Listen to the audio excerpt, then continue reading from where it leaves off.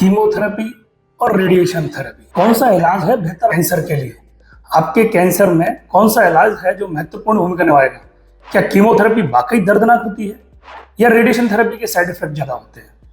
तो बने रहिए दोस्तों आज हमारे साथ, क्योंकि हम इस वीडियो में आपको ये सब बताने वाले हैं कि कब कीमोथेरेपी काम आएगी, कब रेडिएशन थेरेपी काम आएगी, क्या वाकई में ये दोनों इतने खतरनाक हैं कि जिनको अवॉइड किया जाना चाहिए। तो बने रहिए हमारे साथ इस वीडियो में अंत तक। मेरा नाम डॉक्टर ताराचंद गुप्ता है। मैं भगवान महावीर कैंसर हॉस्पिटल जयपुर में कार्यरत हूँ। मैंने अपने डीएम इन मेडिकल ऑन्कोलॉजी की training Tata memorial hospital Mumbai से की है और अभी मैं भगवान महावीर कैंसर हॉस्पिटल में कंसल्टेंट के पद पर कार्यरत हूँ। तो चलिए सबसे पहले समझते हैं कि कीमोथेरेपी क्या है। कीमोथेरेपी कैंसर के इलाज का एक पुराना चला आ रहा इलाज है जो आज के जमाने में भी उतना ही कारगर है। यह इस इलाज में कुछ दवाएं दी जाती हैं जो कैंसर सेल्स को नष्ट करने का काम करती हैं। ये दवाएं ब्लड के रास्ते पूरे शरीर में सर्कुलेट होती हैं, इसलिए इसको एक सिस्टमिक थेरेपी भी कहा जाता है। तो दी कैसे जाती है कीमोथेरेपी? कीमोथेरेपी देने के तरीके होते हैं इंट्रावीनस यानी कि नसों के द्वारा, ओरल टैबलेट्स की फॉर्म में यानी कि गोली की तरह आप ले सकते हैं, कई बार ऑर्गन में डायरेक्ट भी दी जाती है और इंट्रापेरिटोनियल कीमोथेरेपी भी होती है और कई बार हाईपैक कीमोथेरेपी भी होती है। तो ये कुछ तरीके हैं जिन तरीकों से कीमोथेरेपी दी जाती है। अब बात करते हैं कीमोथेरेपी के फायदे के बारे में। तो जहां तक कीमोथेरेपी के फायदे की बात करें तो कीमोथेरेपी चूंकि ये ब्लड के थ्रू पूरी बॉडी में सर्कुलेट होती है, इसलिए ये शरीर के हर भाग में पहुंचती है और स्टेज 4 जैसे कैंसर में भी जहां कि कैंसर एक पार्ट से दूसरे पार्ट में बॉडी के में गया होता है, उस पार्ट में भी ये पहुंचती है और कैंसर को कंट्रोल या खत्म करने का कोशिश करती है। जी हाँ दोस्तों, कीमोथेरेपी पूरे बॉडी में सर्कुलेट होकर कई जगह पहुंच जाती है और आपको हम अगले कुछ वीडियोस में ये भी बताएंगे कि कैसे जो है ब्लड में इस दवाई का फैलना कैसे आपको आज के नए युग में इलाज में कारगर साबित हो रहा है। उसके अलावा अगर हम देखें तो ये कीमोथेरेपी जो है कई बार ऑपरेशन से पहले दी जाती है जिससे कि कैंसर को कंट्रोल किया जा सके और ऑपरेशन के लिए उसको लाइट बनाया जा सके, ऑपरेशन के साइड इफेक्ट कम किए जा सके। कई बार ऑपरेशन के बाद दी जाती है जिससे कि अगर कोई माइक्रोस्कोपिक यानी कि जो नेकड आई से नहीं दिख रहा है उस कैंसर को भी ये कीमोथेरेपी है वो खत्म कर पाए। कीमोथेरेपी लगभग हर कैंसर में काम करती है, कुछ एक कैंसर्स को छोड़ दिया जाए। इसलिए कई बार हम बिना कोई पर्टिकुलर जो स्पेशल एडवांस टेस्ट के भी कई कैंसर में अगर हमको किसी कैंसर को जल्दी कंट्रोल करना है तो हम कीमोथेरेपी का सहारा लेते हैं, जिससे क्योंकि हमको मालूम है कि ज़्यादातर कैंसर्स में काम कर लेती है। तो इसलिए हम बहुत ज़्यादा कई बार अगर इमरजेंसी हमारे को पड़ गई है कि कैंसर पेशेंट के लिए, तो उस समय कीमोथेरेपी का उपयोग बड़ी आसानी से किया जा सकता है। जब कीमोथेरेपी के साइड इफेक्ट की बात करते हैं, लोग कहते हैं कीमोथेरेपी क्या दर्दनाक होती है? अरे नहीं भाई दोस्तों, कैसा कुछ नहीं है कि कीमोथेरेपी लगाएंगे तो दर्द होएगा, इतना दर्दनाक दवाइयाँ नहीं है। कीमोथेरेपी से बाल झड़ते हैं ये हम मानते हैं, लेकिन हर एक से नहीं झड़ते और वो बाल जब कीमोथेरेपी खत्म हो जाती है तो उसके बाद आना भी शुरू हो जाते हैं। उसके अलावा जी मिचलाना, उल्टे होना या भूख ना लगना, ऐसे साइड इफेक्ट हो सकते हैं जिनको अलग अलग तरीके से मैनेज किया जा सकता है।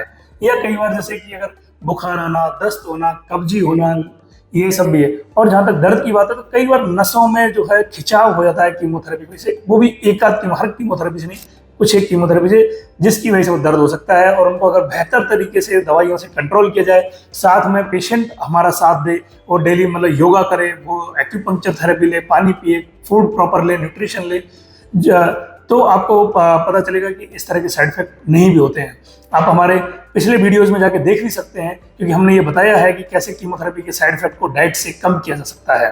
और 1-8% केस में बॉडी के जो इंटरनल ऑर्गन्स हैं लाइक किडनी, लिवर, हार्ट, इन पे भी इफेक्ट आता है कीमोथेरेपी का, जो एक साइड इफेक्ट हो सकता है। अब बात करते हैं रेडिएशन थेरेपी।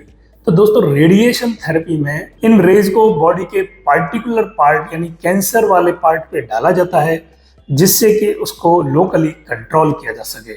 इसका उपयोग कई कैंसर्स में एज ए क्यूरेटिव ट्रीटमेंट यानी कि बीमारी को पूरी तरह खत्म करने, कई बार ये सर्जरी के बाद या कीमोथेरेपी के बाद या कीमोथेरेपी के साथ में काम में लेता है। कुछ कैंसर्स में जो है ये अकेले भी दी जाती है और कई कैंसर्स में जो है जो स्टेज 4 का बात होती है तो उसमें कई बार सिम्टम कंट्रोल यानी ब्लीडिंग के कंट्रोल करने, बोन पेन इत्यादि चीजों के लिए भी रेडिएशन थेरेपी का काम में लिया जाता है। तो दोस्तों रेडिएशन थेरेपी दी कैसे जाती है? रेडिएशन थेरेपी 2 तरीके की होती है, इंटरनल रेडियोथेरेपी, एक्सटर्नल रेडियोथेरेपी।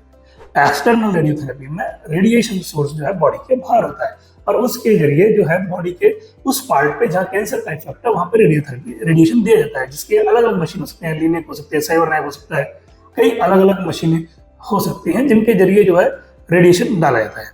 दूसरी होती है इंटरनल रेडियोथेरेपी, यानी कि उसमें रेडिएशन का जो सोर्स है बॉडी के अंदर फिट किया जाता है ट्यूमर के पास।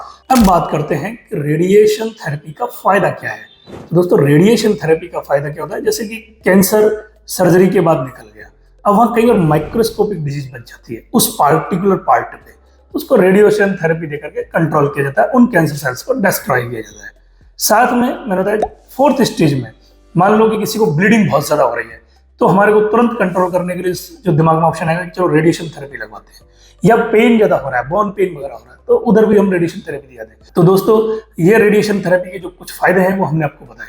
अब बात करते हैं रेडिएशन थेरेपी के साइड इफेक्ट। रेडिएशन थेरेपी के साइड इफेक्ट क्या होंगे, जैसे कि कई बार स्किन लाल पड़ जाती है या काली पड़ जाती है, उस जगह जलन हो जाती है, मुंह में दिया तो मुंह में उसके छाले होने लग गए, बहुत ज्यादा छाले होने लग जाते हैं, और मान लो सिर पे दिया तो वहां से जो है हेयर लॉस हो जाएगा। ये कुछ साइड इफेक्ट है जो रेडिएशन थेरेपी के हो सकते हैं। कई बार नसों का दर्द देखने को मिलता है रेडिएशन थेरेपी से।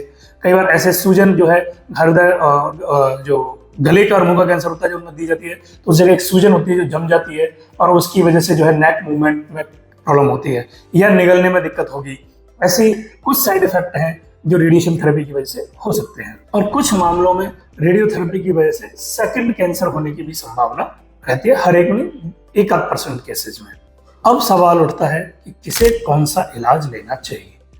तो दोस्तों कीमोथेरेपी, रेडियोथेरेपी, ये सब डिपेंड करता है कि पेशेंट के अदर फैक्टर्स पे, जैसे कि कैंसर का प्रकार क्या है, कैंसर की स्टेज क्या है, पेशेंट की एज क्या है, पेशेंट कितना फिट है किसी ट्रीटमेंट के लिए, पहले क्या ट्रीटमेंट लिया हुआ है, इन सब पे डिपेंड करता है कि कैंसर किस पेशेंट को रेडियोथेरेपी देनी चाहिए, किस पेशेंट को कीमोथेरेपी देनी चाहिए, किस पेशेंट को दोनों ट्रीटमेंट एक साथ देने चाहिए, या किस पेशेंट को एक के बाद एक ट्रीटमेंट देना चाहिए।